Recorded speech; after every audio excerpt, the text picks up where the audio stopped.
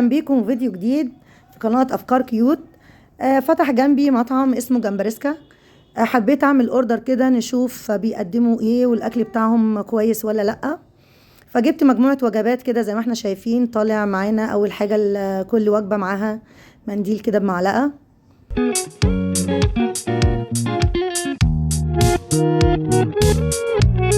هفتح معاكم كده ونشوف هل الوجبة كافية الفرد ولا لأ، ونشوف شكلها ايه مع بعض. اول حاجة كده معانا ده رز بالسيفود، يعني انا شايفة ان الكمية كويسة.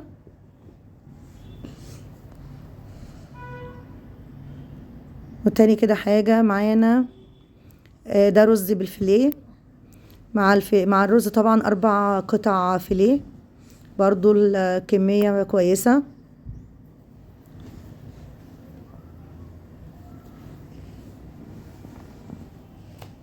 وهنا رز بالجمبري. بصراحة انا شايفة ان الجمبري حاطط يعني معقول جدا الجمبري اللي حطه على الرز. دي بقى مكرونة بالوايت صوص بالسيفود. هنشوف كده مع بعض ايه السيفود اللي فيها. لا بصراحة بالنسبة بقى للمكرونة انا شايفة ان السيفود طبعا قليل، يعني مفيش كتير سيفود زي اللي حطه في الرز.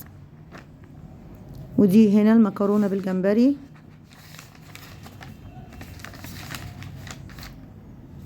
طبعا الجمبري واضح ان هو كبير، حجمه كبير عن اللي في السيفود.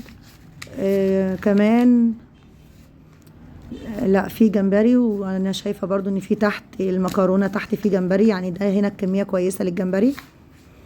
وبس كده، واستنوا رأيي بقى في ان شاء الله طعم الحاجة وعجبتنا ولا لا في نهاية الفيديو.